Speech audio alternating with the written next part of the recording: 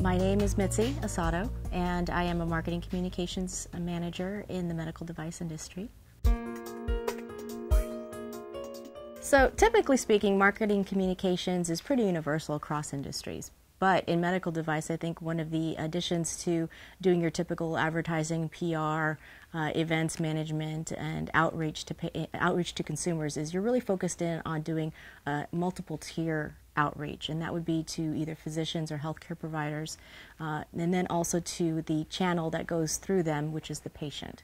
So everything from your website to collateral that you print up has to be very heavily regulated, and so you have to have a compliance component in there as well. So for example, you've got everything from HIPAA compliance with patients to being able to have FDA regulations and how you interact with physicians, for example.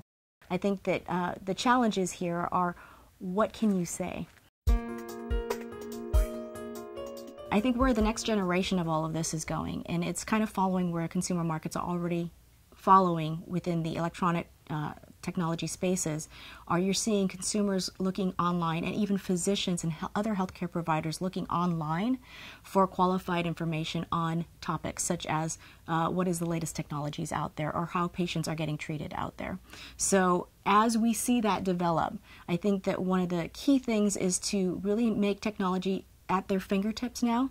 So things that would having a physician speak about his experience and how he's helped a particular patient and doing a patient case story would be advantageous to have that as a video log or as something where you would put it online, and that makes it readily accessible and searchable for people who are looking for that information, because it's not just patients, it's also other physicians who are also looking to see maybe perhaps what another hospital is doing and how they're helping their patients, so that they have a better idea of how they could potentially incorporate this into their hospital. Patients are very savvy nowadays. They know how to get information. In many cases, they actually sometimes know information before their general practitioner may know on the latest and greatest trials, for example. And so they'll come in going, "Hey doctor, I know the exact technology that I want to have done for my surgery, for example. I would like to have this robotic procedure done.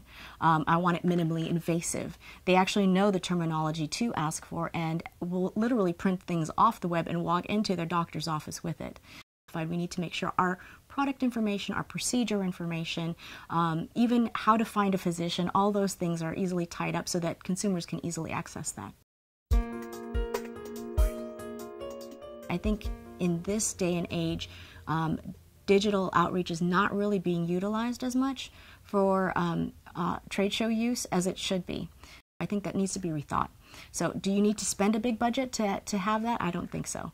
I think one of the best ways to do that is to promote, for example, before you get to a show, and talk a little bit about maybe the physician that is going to be speaking in your booth, and have a snippet shot of him speaking already, and maybe do an interview style question and answer with him to say, this is what's going to be leading up to what you're going to see on site. But again, you're leveraging what you're already doing and what you should be doing in your booth, and doing it in a much more qualified way. Actions, I think, speak louder than words really applies here. Video allows you to demonstrate something in a way that it would take you 1,000 pages to describe, and then you'd lose the attention. So video is very dynamic. It's impactful in the fact that you can quickly see something and identify with it. You can quickly see how a procedure is being done and go, I know I can actually do this in my practice, or it can help engage with with whoever's viewing it to say, you know what, I would like to now learn more from their program as far as maybe educational outreach.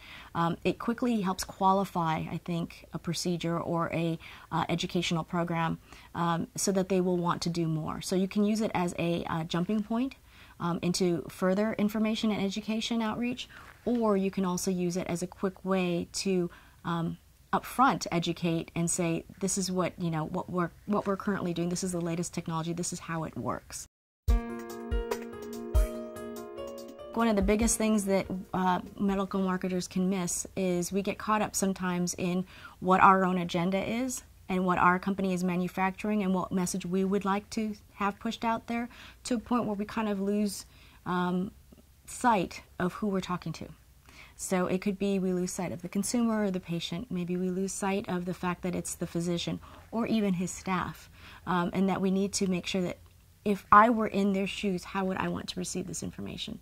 I think in the electronic space you see, and high technology space, you see a lot more user interface integrated into marketing and also development of product. And I think to some degree, especially in medical devices, you tend to lose that a little bit, and you don't see that as much of a concern as you would see in a high technology sector.